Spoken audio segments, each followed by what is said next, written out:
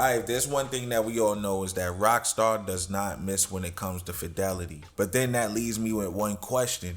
What will be the best way to experience GTA 6 on release day? Now, a lot of us would just raise our hands and say PS5 Pro. That's easy, right? Cool. But now the PS5 Pro is the most expensive console out of the bunch from Xbox to PlayStation. And these are the only consoles that the game is releasing on. So now you find yourself in a bubble if you went out to buy a PS5 Pro just for GTA 6. And I say that because when you go to buy a console just for a game, and most people bought the PS5 Pro for GTA 6, no other game. Let's keep it clear. Everybody that went out and bought the PS5 Pro when the news was announced that the price was going to hike, it was all because of GTA 6. They wanted to be prepared for when the game comes out, just in case another hike happens before it comes out. And I think it was smart. But now, what if you went out and got a PS5 Pro just to find out the game is only running at 40 frames per second, 30 frames per second?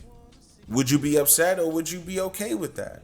Me personally, I would be upset. Especially when PlayStation is advertising it as this is the best place, to have the experience, to experience GTA 6. And it says PlayStation verbatim. You know what I'm saying? It doesn't even say PlayStation 5 Pro, which leaves me wondering how big of a gap would the performance be between base systems and the PS5 Pro? Because if the gap isn't that large, then it's kind of like people wasted their money when they could have just went out and bought a base system. I'm going to tell you why I really don't have too much faith in the game running at 60 frames per second when it drops. Look at Red Dead Redemption 2. Now, Red Dead Redemption 2 came out on last generation's hardware.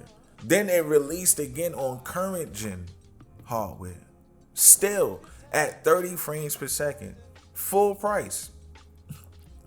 That is Rockstar's biggest project to date. You know what I'm saying? Way huger than GTA 5. Way more work was put into Red Dead Redemption 2 than it was with GTA 5. Even when you look at the screenshots for Red Dead Redemption 2, the fidelity, the quality, the details, it just looks unmatched. You can still compare it to GTA 6 today. That's why I'm asking the question of what will be the best way to experience GTA 6 on day one? What will the fidelity settings look like? Will there be a performance mode? Will there be a ray tracing mode? Will there be a super performance mode? Because PS5 has the PSSSRR whatever. It's kind of like AMD FSR. PS5 has its own version which is optimized for that hardware. How smooth will it look on that? Will there be background loading? Will there be slower load times? Will there be texture pop-ins? How would the draw distance look like? Will there be less reflections?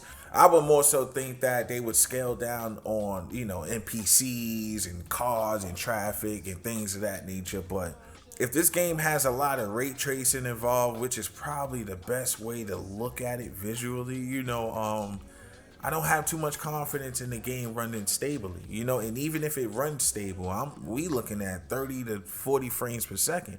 I know it's Rockstar. I know Rockstar makes magic, does magic, but just expecting 60 frames per second from any developer at this point in the life cycle, I highly doubt it. Now, in some cases, 30 to 40 frames per second may work. If GTA has more of a cinematic vibe on the single player aspect and they add a lot of motion blur, things like that, just to, smoothen the experience for the console gamer. But honestly, being someone that also plays on PC, when your eyes get adjusted to 120 frames per second, 240 hertz, it's hard to scale back down and get your eyes readjusted to 30 frames per second. I'm not trying to flex or anything, but if any PC gamers are in the chat, please write it down below. Let people know you know what I'm talking about. When it comes to readjusting, watching a game run at high hertz, run at high frames per second, just to watch a game that's overpopulated, over dense, and is running at low frames, it hurts the eyes, and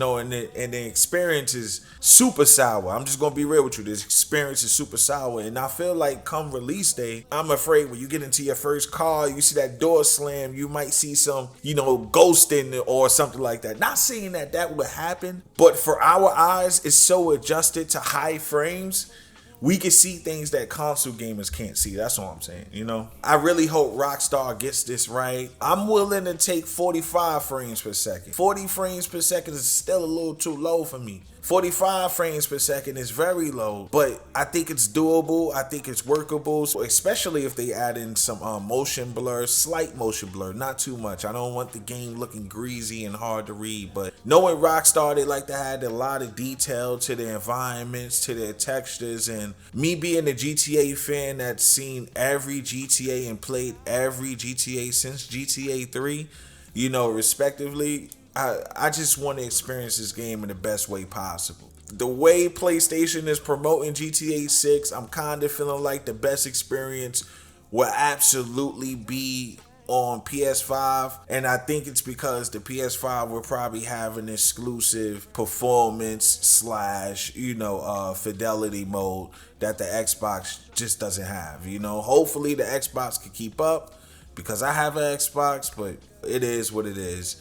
So that's why some of us view the release of this game kind of entertaining way. I'm just going to be real, especially us PC players, because when you're used to a certain level of, you know, fidelity and performance, to scale that back to play a game that you've been waiting for well over 13 years, kind of leaves a sour taste in your mouth. Unfortunately, if the game comes out and it's only running at 30 frames, 40 frames, I ain't got no choice but to play it. You know what I'm saying? I've been waiting too long for it. But I just wish that the game came out on PC so we could just play it the way it's meant to be played, you know, so we can really enjoy the time that Rockstar has put into this game, the art teams, you know, the directors, you know, even the music and the sound fidelity is different when you're playing on the PC than from when you're playing on your console and you got your Bluetooth headphones on, or you got your headphones plugged into your controller. It's just not the same experience. But let me know in the comments, am I expecting too much? You know what I'm saying? Like, just be real with me. Am I expecting too much? I just feel like I've been waiting for this game for a long time. We've all been waiting for this game for a long time, and for it to come out and not be able to play in a way that it should be able to play in 2026, these systems are going up to nearly $1,000, and you mean to tell me that we can't even get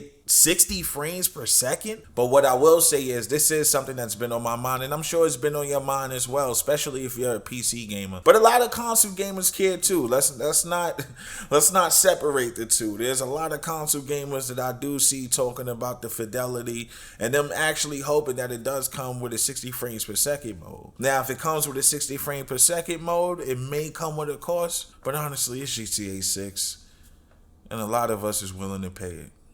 Thank you so much for coming by and watching this video all the way to the end. If you can, please leave a like, subscribe, and I'll see you guys in the next video. One.